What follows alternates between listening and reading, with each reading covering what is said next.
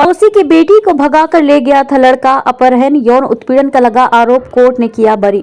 महाराष्ट्र के ठाणे जिले की एक अदालत ने 31 वर्षीय एक व्यक्ति को बरी कर दिया है, जिस पर एक किशोरी के अपहरण और यौन उत्पीड़न का आरोप था। सुनवाई के दौरान लड़के ने दलील दी कि उसने लड़की से शादी कर ली है और उसे उसके खिलाफ कोई शिकायत नहीं है।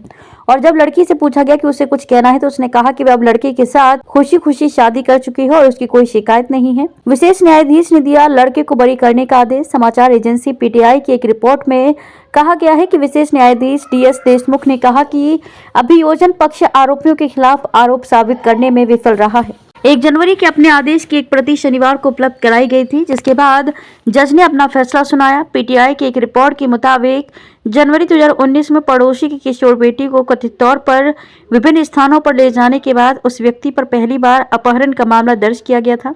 उनके लौटने पर उन्हें गिरफ्तार कर लिया गया और यौन अपराधों से बच्चों का संरक्षण और अनुसूचित जाति और अनुसूचित जनजाति अत्याचार निवारण अधिनियम के तहत आरोप एफआईआर में जोड़े गए। सुनवाई के दौरान लड़की ने अदालत को बताया कि लड़के ने कभी भी उस पर बल प्रयोग नहीं किया और उनके बीच जो कुछ भी हुआ वह सहमति से हुआ था।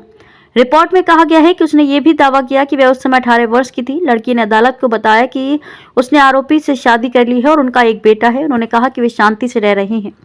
न्यायाधीश ने फैसला देते हुए कहा कि पीड़िता द्वारा दी गई स्वीकारोक्ति से स्पष्ट रूप से पता चलता है कि वह स्वेच्छा से आरोपी के साथ भाग गई थी। 1 जनवरी को दिए गए बरी के आदेश में न्यायाधीश ने कहा कि पॉक्सो अधिनियम के तहत अनुमानों को लागू करने के लिए आवश्यक मूलभूत तथ्य साबित नहीं हुए।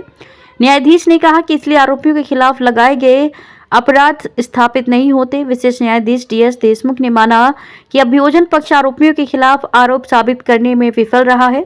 आदेश की प्रति कथित तौर पर शनिवार को उपलब्ध कराई गई।